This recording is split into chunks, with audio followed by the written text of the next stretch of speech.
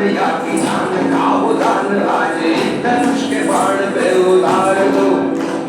और है प्रचंड बोल मस्तकों के झुंड आज जंग की घड़ी की तुम गुहार दो। मान शान या की जान का उदान आज एक धनुष के बाण पे उतार दो। आरंभ है प्रचंड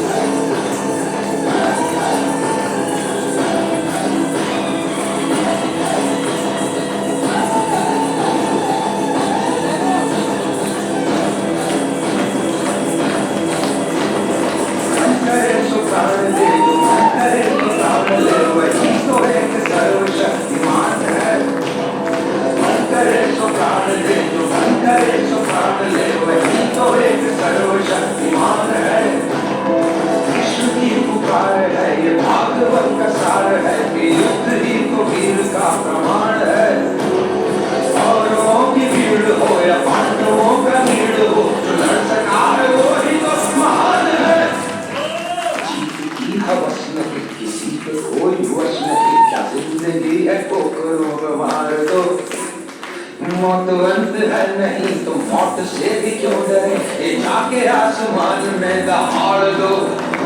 आरंभ है प्रचंड बोल मस्तकों के झुंड आज जंग की घड़ी की तुम गुहार दो। मान शान या की जान का उदान आज एक धनुष के बाण पे उतार दो। आरंभ है प्रचंड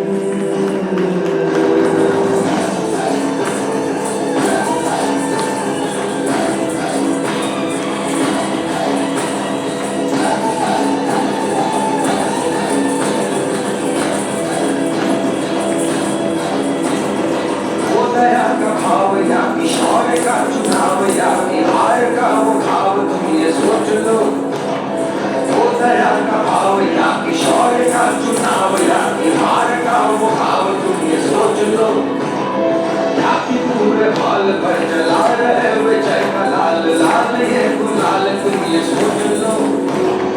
रंग केसरी हो या मृदंग केसरी हो या कि केसरी हो काल तुम ये सोच लो।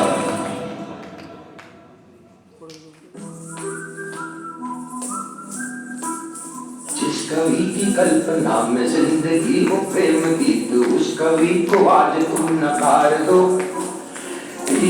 मसों में आज फूल की रगों में आज आग की लपट का तुम बखार दो। आरंभ है प्रचंड बोल मस्तकों के झुंड आज जंग की घड़ी की तुम गुहार दो।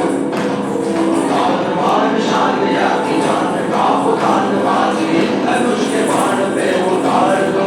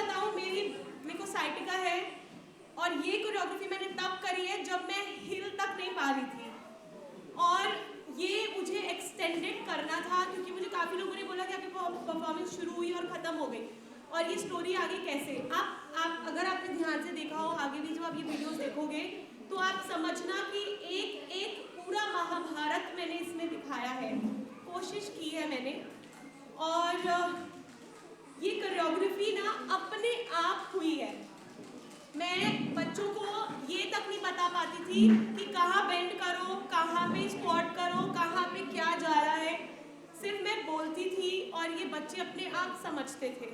मेरे को उस टाइम पे ना लिटरली कौन बच्चा था, शायद आहाना ही थी, आहाना क्योंकि उस टाइम जस्ट नहीं थी इस बैच में, बाकी बच्चे तो लैंग्वेज समझते थे। आहाना को एक चीज़ समझ में नहीं आ रही थी और मैं बाहर जाके रूम से निकल के और मैं रोने लगी। मतलब मेरे को, क्योंकि मुझे इतना हेल्पलेस उस टाइम फील हो रहा था कि मुझे ये कोरियोग्राफी मैंने क्या सोचा और मैं कर नहीं पा रही हूँ। मुझे ना सब लोग बोल रहे हैं कि ये बहुत जल्दी कर दिया, पर पता है मेरे लिए ये बहुत, आपके लिए भी एक्चुअली, ये आपको ऐसा फील नहीं हो रहा कि ये होना ज़रूरी था। मुझे आज सुबह से ये वाइब आ रही है कि ये होना, अभी आप जब यहाँ से निकलोगे ना परफॉर्मेंस देख के, फिनाले भी देख कर, तो आपको ये फील होगा 2-3 दिन में जब बच्चों से बात होगी कि ये इसी टाइम पे होना ज़रूरी था, क्योंकि नहीं पता मार्च के बाद क्या होने वाला है, तो ये जनवरी में होना ज़रूरी था। मुझे ऐसे सुबह से लग रहा है। ए और बी कि ये कोरियोग्राफी मेरे लिए बहुत स्पेशल थी, क्योंकि और बच्चों से कनेक्टेड, क्योंकि वो मेरी लैंग्वेज समझ रहे थे। मैं उनको सिर्फ ये बोल रही थी बेटा इसमें राइट हैंड करो, क्योंकि मेरा हाथ तक नहीं उठ रहा था उस टाइम पे, ये ऐसा वाला कोरियोग्राफी। तो ये कोरियोग्राफी मेरे लिए बहुत स्पेशल थी। तो क्या मैं इस चीज़ के साथ जस्टिस कर पाई? किया मैंने, क्योंकि मैं इसी कोरियोग्राफी में बहुत इतना हेल्पलेस फील, और एक आर्टिस्ट जिसका सारा काम ही उसके बॉडी का है, और डॉक्टर ने बोला बेड रेस्ट पे चले जाओ, डॉक्टर ने बोला 3 महीने का बेड रेस्ट, और मेरे लिए वो ऐसा हो गया बेड रेस्ट, मतलब वो तो है ही नहीं। मतलब मेरे को तो एंजाइटी हो जाएगी, एक बीमारी नहीं तो दूसरी बीमारी लग जाएगी, और मम्मी से डांट पड़ रही है, पापा से डांट पड़ रही है, शुभीर से डांट पड़ रही है, सबसे डांट पड़ रही है कि रेस्ट कर लो, रेस्ट कर लो, रेस्ट कर लो, और मैं तो किसी की सुनी ही नहीं है मैंने।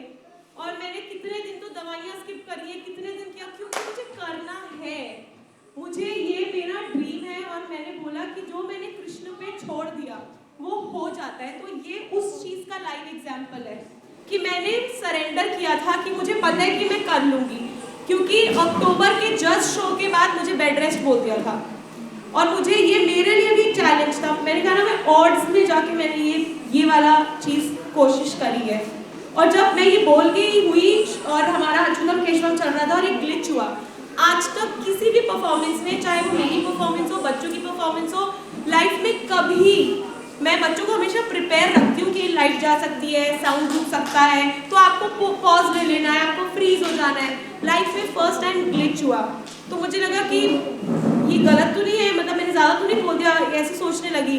बट मैं पीछे जाके पूछा बच्चों से, तो बच्चों ने बोला कि नहीं दीदी हम प्रिपेयर थे उस चीज़ के लिए। तो मेरे को वही ये वाला शो मैंने ऑड्स में जाके करा है, बट जब आप यहाँ से निकलोगे तो आपको समझ में आएगा कि ये ज़रूरी था, और ये 2-3 महीने में समझ में आएगा कि ये बहुत ज़रूरी था, क्योंकि जो नॉलेज दी है ना बच्चों को, मैंने कोशिश की है, वो बहुत बहुत ज़रूरी है, जो आपको भी देनी है और मुझे भी देनी है।